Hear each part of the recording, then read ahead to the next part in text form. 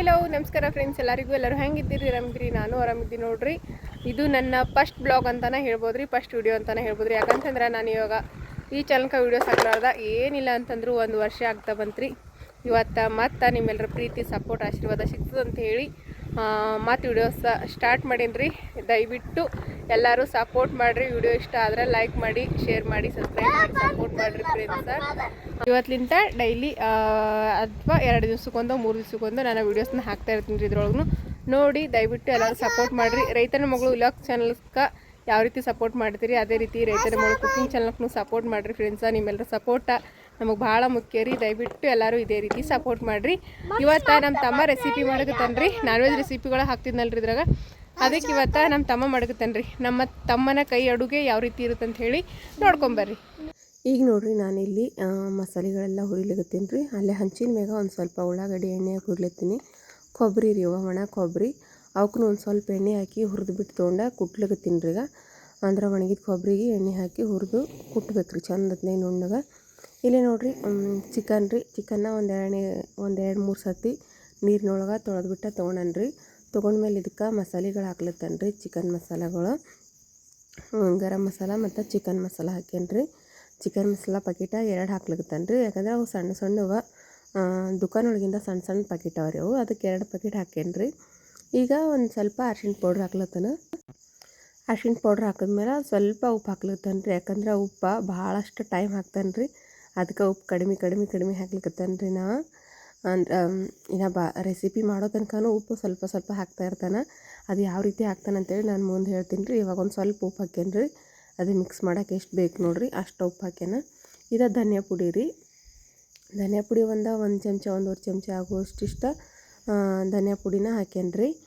ಅದು ಆದಮೇಲೆ ಈಗ ನೋಡಿರಿ, ನಾನು ಕೊಬ್ಬರಿ ಕುಟ್ಟಿದ್ನಲ್ರಿ, ಕೊಬ್ಬರಿ ಮತ್ತು ಉಳ್ಳಾಗಡ್ಡಿ 2 ಮಿಕ್ಸ್ ಮಾಡಿ ಕುಟ್ಟೀನಿ ರೀ.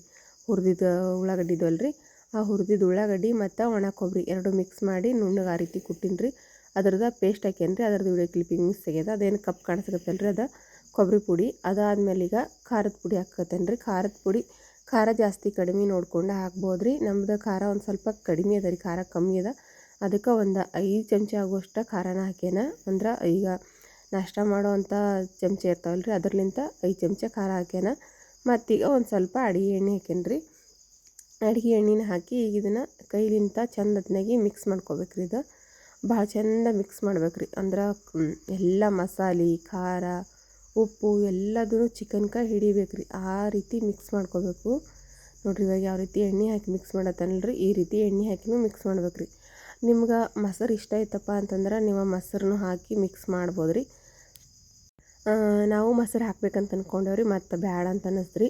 ಮೊಸರು ಇಷ್ಟ ಇರೋರು ನೀವು ಈಗ ಎಣ್ಣೆ ಹಾಕ್ಯಾನಲ್ರಿ, ಎಣ್ಣೆ ಜೊತೆ ಒಂದು ಅರ್ಧ ಕಪ್ ಆಗುವಷ್ಟು ಮೊಸರು ಹಾಕಿನೂ ನೀವು ಈ ರೀತಿ ಚಂದತ್ನಾಗಿ ಮಿಕ್ಸ್ ಮಾಡ್ಕೋಬೇಕ್ರಿ. ನೋಡಿರಿ ಎಷ್ಟು ಚಂದ ಚಿಕನ್ಕಾಯಿ ಎಲ್ಲ ಎಷ್ಟು ಚಂದ ಕೋಟಿಂಗ್ ಆಗ್ಯದ ಅಂತೇಳಿ. ಖಾರ, ಉಪ್ಪು, ಮಸಾಲೆ ಎಲ್ಲದನ್ನು ನೋಡಿರಿ ಎಷ್ಟು ಚಂದ ಮಿಕ್ಸ್ ಆಗ್ಯದ. ಈ ರೀತಿ ಚಂದ ಎಲ್ಲದಕ್ಕೂ ಹೊಂದ್ಕೊಳ್ಳುವಂಗೆ ಮಿಕ್ಸ್ ಮಾಡ್ಬೇಕು ರೀ. ಯಾವಾಗೂ ಈ ರೀತಿ ಎಲ್ಲ ಮಿಕ್ಸ್ ಮಾಡಿ, ಏನಿಲ್ಲ ಅಂತಂದ್ರೆ ಒಂದು 10 ನಿಮಿಷನಾದರೂ, ನಿಮ್ಮ ಲೆಕ್ಕ ಟೈಮ್ ಇಲ್ಲ ಅಂತಂದ್ರೆ ಒಂದು 10 ನಿಮಿಷನಾದರೂ ಮಿಕ್ಸ್ ಮಾಡಿಟ್ಟು ಅಂತಂದ್ರೆ ಚಿಕನ್ ಅನ್ನೋದು ಈ ಖಾರ, ಉಪ್ಪು, ಮಸಾಲೆ ಎಲ್ಲ ಭಾಳ ಚಂದ ಮ್ಯಾರಿನೇಟ್ ಆಗಿರ್ತದೆ ರೀ. ಹಾಗಾಗಿ ಇದನ್ನು ಮಿಕ್ಸ್ ಮಾಡೇಬೇಕು ರೀ. ನೀವು ಡೈರೆಕ್ಟಾಗಿ ಬೊಗಣಿ ಒಳಗೆ ಉಪ್ಪು ಖಾರ ಹಾಕ್ತೀವಿ ಅನ್ನೋರು ಆ ರೀತಿನೂ ಹಾಕ್ಬೋದು ರೀ.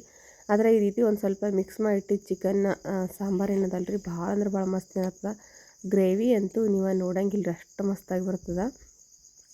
ಈಗ ಮಿಕ್ಸ್ ಮಾಡ್ಲಕತ್ತಿದ್ದು ನೋಡೇ ಗೊತ್ತಾಗ್ತಿರ್ಬೋದು ರೀ ಯಾವ ರೀತಿ ಅಂಥೇಳಿ. ನೀವು ಗ್ರೇವಿ ಮಾಡಬೇಕಿತ್ತಪ್ಪ ಅಂದ್ರೆ ಈ ರೀತಿ ಎಲ್ಲ ಮಿಕ್ಸ್ ಮಾಡಿ ಒಂದು ಸ್ವಲ್ಪ ಹೊತ್ತು ನೆನಿಲಾಗಿ ಬಿಡ್ಬೇಕು ರೀ. ಒಂದು ಅರ್ಧ ಗಂಟೆ ನೆನಿಲಾಗಿ ಬಿಡ್ತೇವೆ ನಾವು ಇದಕ್ಕೀಗ.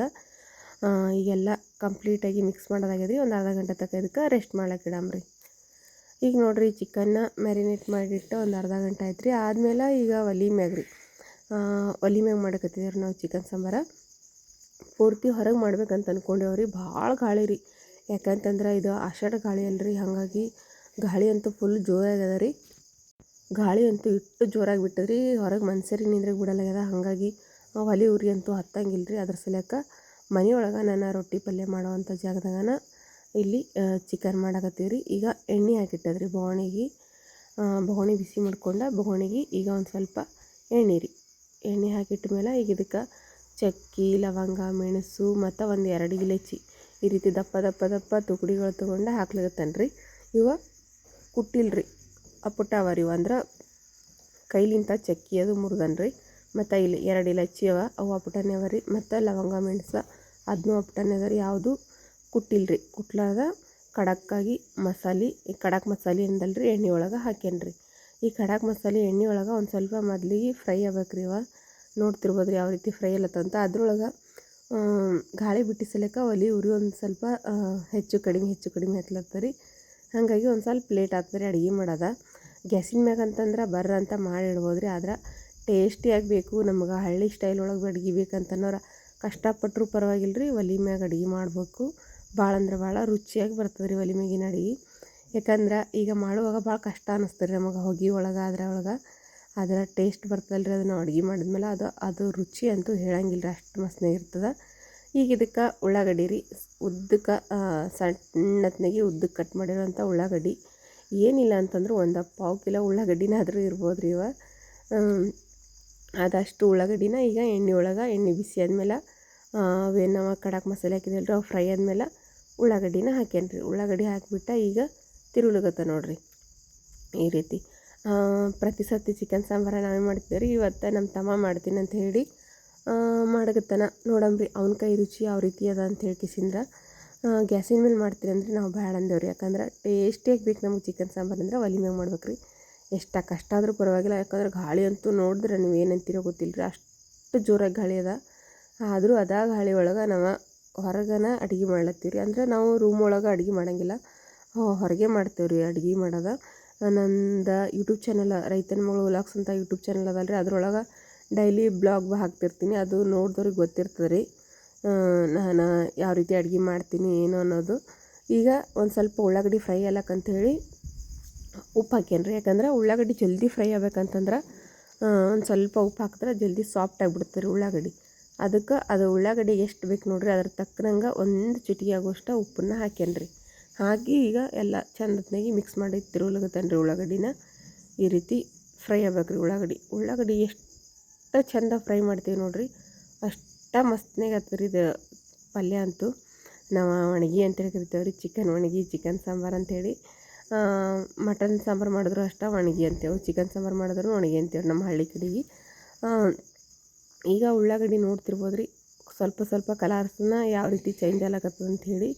ಈಗ ನೋಡಿರಿ ಒಂದು ಸ್ವಲ್ಪ ಗೋಲ್ಡನ್ ಕಲರ್ ಬರೋ ಹಂಗೆ ಫ್ರೈ ಆಗ್ಯಾವ್ರಿ. ಇದೇ ರೀತಿ ಇನ್ನೂ ಫ್ರೈ ಆಗ್ಬೇಕು ರೀ ಉಳ್ಳಾಗಡ್ಡಿ ಅನ್ನೋದು. ಯಾಕಂದ್ರೆ ಉಳ್ಳಾಗಡ್ಡಿ ಎಷ್ಟು ಫ್ರೈ ಆಗ್ತದೆ ನೋಡಿರಿ ಅಷ್ಟು ಮಸ್ತ್ ಟೇಸ್ಟಿಯಾಗಿ ಬರ್ತದೆ ರೀ. ಈಗ ನೋಡಿರಿ ಫುಲ್ ಈಗ ನಾವು ಬಿರಿಯಾನಿಗೆಲ್ಲ ಯಾವ ರೀತಿ ಫ್ರೈ ಮಾಡ್ಕೋತೇವೆ ನೋಡಿರಿ ಉಳ್ಳಾಗಡ್ಡಿ, ಸೇಮ್ ಅದೇ ಥರ ಫ್ರೈ ಮಾಡ್ಕೋಬೇಕು ರೀ ಎಣ್ಣೆ ಒಳಗೆ.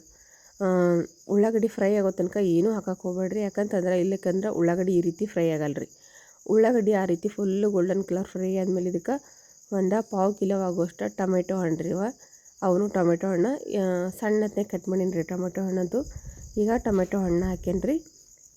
ಟೊಮೆಟೊ ಹಣ್ಣು ಹಾಕಿದ್ಮೇಲೆ ಇದಕ್ಕೂ ಒಂದು ಸ್ವಲ್ಪ ಉಪ್ಪು ರೀ. ಅದಕ್ಕೆ ನಾನು ಹೇಳಿದ್ರಿ ಉಪ್ಪು ಭಾಳಷ್ಟು ಟೈಮ್ ಹಾಕೋದ ನೋಡ್ಕೊಂಡು ಹಾಕ್ರಿ ಅಂತೇಳಿ. ನೋಡಿರಿ ಎಲ್ಲದಕ್ಕೂ ಒಂದೊಂದು ಚಿಟಿಕೆ ಉಪ್ಪು ಹಾಕ್ಕೊಳ್ಕತ್ತಾನ ರೀ. ಯಾಕಂತಂದ್ರೆ ಎಲ್ಲದನ್ನು ಒಂದೊಂದು ಟೈಮ್ ಒಂದೊಂದು ಸಪ್ರೇಟಾಗಿ ಕುದಿಲತ್ತಲ್ಲ ರೀ. ಈಗ ಉಳ್ಳಾಗಡ್ಡಿ ಕುದಿಬೇಕಾದ್ರೆ ಅದಕ್ಕೊಂದು ಚಿಟಿಕೆ ಉಪ್ಪು ಹಾಕಿ ಕುದಿಸಿದ್ದು. ಈಗ ಟೊಮೆಟೊ ಹಣ್ಣು ಹಾಕ್ಯದಲ್ಲ ರೀ, ಇದು ಸಪ್ರೇಟ್ ಅಲ್ಲ ರೀ. ಅದಕ್ಕೆ ಈಗ ಟೊಮೆಟೊ ಹಣ್ಣು ಜಲ್ದಿ ಸಾಫ್ಟ್ ಆಗ್ಬೇಕಂತಂದ್ರೆ ಇದಕ್ಕೂ ಒಂದು ಚಿಟಿಕೆ ಉಪ್ಪು ಹಾಕಿದ್ರೆ ಜಲ್ದಿ ಟೊಮೆಟೊ ಹಣ್ಣು ಅನ್ನೋದು ಸಾಫ್ಟಾಗಿ ಕುದೀತದೆ ಅಂಥೇಳಿ ಮತ್ತೊಂದು ಚಿಟಿಕೆ ಉಪ್ಪನ್ನು ಹಾಕ್ಯಾನ್ರಿ.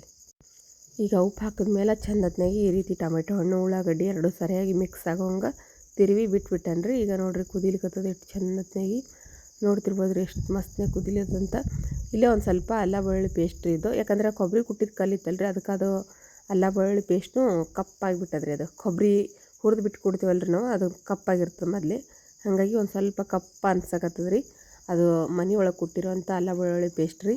ಮನ್ಯಾಗ ಅಲ್ಲ ತಂದಿಡ್ತಾರೆ ನಮ್ಮ ಯಜಮಾನ್ರು. ಅದನ್ನು ಒಂದು ಸ್ವಲ್ಪ ಬೆಳ್ಳುಳ್ಳಿ ಮತ್ತು ಅಲ್ಲ ಎರಡೂ ಕೊಟ್ಟೇನಿ ರೀ. ಅದು ಕೊಬ್ಬರಿ ಕುಟ್ಟಿ ಕಲ್ಲಿನಾಗ ಕುಟ್ಟಿಸಿಲಕ್ಕೆ ಅಷ್ಟೊಂದು ಕಪ್ಪ ಕಾಣಿಸ್ಕತ್ತದ ರೀ ನಿಮ್ಮ ವೀಡಿಯೋಸ್ ಒಳಗೆ. ಈಗ ಇದನ್ನು ಅಲ್ಲ ಬೆಳ್ಳುಳ್ಳಿ ಪೇಸ್ಟ್ ಹಾಕಿದ ತಿರುವಿದ ಮೇಲೆ ನೋಡಿರಿ ಗೊತ್ತಾಗ್ತಿರ್ಬೋದು ರೀ ಟೊಮೆಟೊ ಎಲ್ಲ ಎಷ್ಟು ಸಾಫ್ಟ್ ಆಗ್ಯಾವ ಮತ್ತು ಉಳ್ಳಾಗಡ್ಡಿನೂ ಎಷ್ಟು ಚಂದ ಸಾಫ್ಟ್ ಆಗ್ಯದ ಅಂತ ಹೇಳಿಸಿಂದ್ರೆ ಈ ರೀತಿ ಫುಲ್ ಸಾಫ್ಟಾಗಿ ಬರ್ಬೇಕು ರೀ. ಅಲ್ಲಿ ತನಕನೂ ಕುದಿಸ್ಬೇಕು ರೀ. ಒಂದು ಸ್ವಲ್ಪ ಟೈಮ್ ತೊಗೊಂಡ್ರೂ ಪರವಾಗಿಲ್ಲ ರೀ. ಈಗಂತಂದ್ರೆ ಚಿಕನ್ ಮ್ಯಾರಿನೇಟ್ ಮಾಡಿ ಇಟ್ಟಿದ್ದೇವಲ್ಲ ರೀ, ಎಲ್ಲ ಖಾರ ಉಪ್ಪು ಎಲ್ಲ ಮಿಕ್ಸ್ ಮಾಡಿ ಇಟ್ಟಿದ್ದೇವಲ್ಲ ರೀ, ಆ ಚಿಕನ್ನ ಈಗ ಇದಕ್ಕೆ ಹಾಕ್ಕೊಳ್ಳೋದು ರೀ. ನೋಡಿರಿ ಈ ರೀತಿ ಚಿಕನ್ನ ಹಾಕ್ಕೊಂಬಿಡಮ್ರಿ. ಹಾಕ್ಕೊಂಡ್ಮೇಲೆ ಈಗ ಇದಕ್ಕೆ ಚಂದತ್ನಾಗಿ ತಿರುಗಬೇಕು ರೀ. ನೋಡಿರಿ ಎಲ್ಲ ಮಸಾಲೆ ಸಂಗಟ ಮಿಕ್ಸ್ ಆಗುವಂಗೆ ಈ ರೀತಿ ತಿರುಗಬೇಕು ರೀ. ಕರೆಕ್ಟಾಗಿ ಎಲ್ಲ ಕಡೆಗೂ ಮಿಕ್ಸ್ ಆಗಬೇಕು. ಮತ್ತು ಆ ಟೊಮೆಟೊ ಹಣ್ಣು ಅನ್ನೋದೇನದಲ್ಲ ರೀ, ನಾವು ತಿರುಗ್ತಿದ್ದಂಗೆ ಅದೆಲ್ಲ ಪೂರ್ತಿ ಫುಲ್ ಸಾಫ್ಟಾಗಿ ಒಡೆದೋಗಿರ್ಬೇಕು ರೀ. ಅಂದರೆ ನಾವು ಟೊಮೆಟೊ ಹಣ್ಣು ಮತ್ತು ಉಳ್ಳಾಗಡ್ಡಿ ಹಾಕಿ ಮಾಡಿದ್ದೀವಿ ಇದು ಚಿಕನ್ ಸಾಂಬಾರು ಅನ್ನೋದನ್ನು ಗೊತ್ತಾಗಂಗಿಲ್ಲ ರೀ. ಗ್ರೇವಿ ಒಳಗೆ ಅಷ್ಟು ಸಾಫ್ಟಾಗಿ ಬರ್ತದೆ ರೀ. ಅದರದ್ದು ಗುರ್ತು ಸಿಗಂಗಿಲ್ಲ ರೀ ನಾವು ಇದಕ್ಕೆ ಉಳ್ಳಾಗಡ್ಡಿ ಟೊಮೆಟೊ ಹಣ್ಣು ಹಾಕಿವಿ ಅನ್ನೋದು. ಆ ರೀತಿ ಸಾಫ್ಟಾಗಿರ್ತದೆ. ಈಗ ಎಣ್ಣೆ ಒಳಗನ ಕುದಿಸ್ಬೇಕು ರೀ. ಇದು ಏನಿಲ್ಲ ಅಂದರೂ ಒಂದು 5ರಿಂದ 6 ನಿಮಿಷ ನಾವು ನೀರು ಹಾಕ್ಲಾರ್ದ ಕುದಿಸಿದೇವೆ ರೀ. ಕುದಿಸಿದ್ಮೇಲೆ ನೋಡಿರಿ ಈ ರೀತಿ ಎಲ್ಲ ಕಡೆಗೂ ಸೈಡಿಗೆ ಎಣ್ಣೆ ಬಿಟ್ಕೊಂಡ್ರಿ. ಕುದಿಸ್ಬೇಕಾದ್ರೆ ಹಂಗೆ ತಿರುವಿ ಕುದಿಸ್ಬೇಕು ರೀ, ಇಲ್ಲಾಂದ್ರೆ ತಳ ಹೊತ್ತದ್ರಿ. ಯಾಕಂದ್ರೆ ಮಸಾಲೆ ಜಾಸ್ತಿ ಇರ್ತಲ್ಲ ರೀ, ತಳ ಹೊತ್ಲಕ್ಕೆ ಸ್ಟಾರ್ಟ್ ಮಾಡ್ತದೆ. ಹಾಗೆ ತಿರುಕೊಂತ ಫುಲ್ ಎಲ್ಲ ಕಡೆಗೂ ಎಣ್ಣೆ ಬಿಡೋ ಹಂಗೆ ಕುದಿಸ್ಬೇಕು ರೀ. ಅದು ಒಂದು 5 ನಿಮಿಷ ತನಕನಾದರೂ ನೀರು ಹಾಕ್ಲಾರ್ದನ ಚಿಕನ್ ಎಣ್ಣೆ ಒಳಗೆ ನಾವು ಒಂದು 5 ನಿಮಿಷ 5ರಿಂದ 6 ನಿಮಿಷ ನಾವು ತಿರುವಿ ಕುದಿಸಿ ಅದು ಎಣ್ಣೆ ಎಲ್ಲ ಸಪ್ರೇಟ್ ಆದಮೇಲೆ ಈಗ ನೀರನ್ನು ಹಾಕಿ ನೋಡಿರಿ. ಹಂಗೆ ಒಂದು 4 ಹಸಿ ಮೆಣಸಿನ್ಕಾಯಿ ಉದ್ದುದ್ದಕ್ಕೆ ಕಟ್ ಮಾಡಿ ಹಾಕ್ಯಾನ್ರಿ. ಗ್ರೇವಿ ನೋಡಿದ್ರೆ ಗೊತ್ತಾಗ್ತಿರ್ಬೋದು ರೀ, ಯಾವುದೇ ಹೋಟೆಲ್ ರೆಸ್ಟೋರೆಂಟಿಗೆ ಏನೂ ಕಡಿಮೆ ಇಲ್ಲ, ಅಷ್ಟು ಸೂಪರಾಗಿ ಬಂದದ. ಟೇಸ್ಟ್ ಅಂತೂ ಯಾವ ಹೋಟೆಲ್ನಾಗೂ ಸಿಗಂಗಿಲ್ಲ ರೀ, ಅಷ್ಟು ಟೇಸ್ಟಿಯಾಗಿರ್ತದೆ. ನೀವು ಒಂದು ಸರ್ತಿ ಈ ರೀತಿ ಒಮ್ಮೆ ಟ್ರೈ ಮಾಡಿರಿ. ಈಗ ನೋಡಿರಿ ಕುದಿಲಿಕತ್ತದ ರೀ. ಈಗ ಇದಕ್ಕೆ ನೀರು ಹಾಕಿದೆವು. ನಮಗೆ ಗ್ರೇವಿ ಜಾಸ್ತಿ ತೆಳುವಾಗಬೇಕಂದ್ರೆ ಇನ್ನೊಂದು ಸ್ವಲ್ಪ ನೀರು ಹಾಕೋಬೋದು ರೀ. ನಮಗೆ ಗ್ರೇವಿ ಗಟ್ಟಿಯಾಗಿ ಬೇಕಪ್ಪ ಅನ್ನೋರ ಇನ್ನೊಂದು ಸ್ವಲ್ಪ ನೀರನ್ನು ಕಡಿಮೆಯಾಗಿ ಹಾಕೋಬೋದು ರೀ. ಇದು ನಾವು ಮಾಡಿರೋ ಗ್ರೇವಿ ಯಾವ ಥರ ಅದಂದ್ರೆ ಪೂರ್ತಿ ಗಟ್ಟಿಯಾಗೂ ಇಲ್ಲರಿ, ಪೂರ್ತಿ ತೆಳುವಾಗೂ ಇಲ್ಲರಿ, ಮೀಡಿಯಮ್ ಸೈಜ್ನಾಗ. ಇವಾಗ ಹೋಟೆಲ್ನಾಗೆಲ್ಲ ನಾವು ಯಾವ ರೀತಿ ಸಿಗ್ತಲ್ಲ ರೀ, ಸೇಮ್ ಅದೇ ಅಳತಿ ಒಳಗನ ಮಾಡ್ಯದ್ರಿ ಇದು. ಅಷ್ಟು ಕರೆಕ್ಟಾಗಿ ನೀರು ಜಾಸ್ತಿನೂ ಹಾಕಿಲ್ಲ ರೀ, ನೀರು ಕಡಿಮೆನೂ ಹಾಕಿಲ್ಲ. ಸೇಮ್ ನಮ್ಮ ಹೋಟೆಲ್ದಾಗ ಯಾವ ರೀತಿ ಸಿಗ್ತದಲ್ಲ ರೀ ಚಿಕನ್ ಗ್ರೇವಿ, ಅದೇ ಟೈಪ್ ಆಗ್ಯದ್ರಿ. ಅದರ ಟೇಸ್ಟ್ ಅಂತೂ ಹೇಳಂಗಿಲ್ಲ ರೀ, ಅಷ್ಟು ಸೂಪರಾಗಿ ಬಂದದ ಇದ್ರದ್ದು. ಈಗ ಕುದಿಲಿಕತ್ತು ನೋಡಿರಿ, ಇನ್ನೊಂದು 5 ನಿಮಿಷ ಕುದ್ರೆ ಚಿಕನ್ ಸಾಂಬಾರ ರೆಡಿ ಆಗ್ತದೆ ರೀ ಮಸ್ತ್ನಾಗಿ. ಇವತ್ತು ನಮ್ಮ ತಮ್ಮ ಮಾಡ್ತಿರೋಂಥ ಈ ಎಲ್ಲ ರೆಸಿಪಿ ಅಂದ್ರೆ ಈ ಚಿಕನ್ ರೆಸಿಪಿ ನಿಮ್ಮೆಲ್ಲರಿಗೂ ಇಷ್ಟ ಆಗಿರ್ತದೆ ಅಂತ ಅಂದ್ಕೊಂಡಿದ್ದೀನಿ ರೀ. ಇಷ್ಟ ಆದ್ರೆ ಪ್ಲೀಸ್ ಎಲ್ಲರೂ ಲೈಕ್ ಮಾಡಿರಿ, ಶೇರ್ ಮಾಡಿರಿ, ಸಬ್ಸ್ಕ್ರೈಬ್ ಮಾಡಿ, ಸಪೋರ್ಟ್ ಮಾಡಿರಿ ಫ್ರೆಂಡ್ಸ. ಈಗ ಚಿಕನ್ ಸಾಂಬಾರಂತೂ ಕುದ್ದದ್ರಿ. ಕುದ್ಮೇಲೆ ನೋಡಿರಿ ಎಷ್ಟು ಮಸ್ತ್ ಕಾಣಿಸ್ತಕ್ಕಂಥದ್ದು ಅಂಥೇಳಿ. ಎಣ್ಣೆ ಎಲ್ಲ ಯಾವ ರೀತಿ ಸೈಡಿಗೆ ಬಿಟ್ಟದ, ಮತ್ತು ಗ್ರೇವಿ ನೋಡಿರಿ, ಇದ್ರದ್ದು ಗ್ರೇವಿ ಅಂತೂ ಎಷ್ಟು ಮಸ್ತಾಗಿ ಬಂದದ ಅಂಥೇಳಿ, ಅಷ್ಟು ಸೂಪರಾಗಿ ಬಂದದ್ರಿ ಇದು.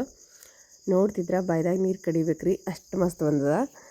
ಇದಕ್ಕೆ ಬಿಸಿ ರೊಟ್ಟಿ, ಖಡಕ್ ಜೋಳದ ರೊಟ್ಟಿ, ಚಪಾತಿ, ಪೂರಿ ಎಲ್ಲದಕ್ಕೂ ಸೂಪರ್ ಕಾಂಬಿನೇಷನ್ ಆಗಿರುವಂಥ ಚಿಕನ್ ಸಾಂಬಾರು ರೆಡಿ ಆಗ್ಯದ ನೋಡಿರಿ.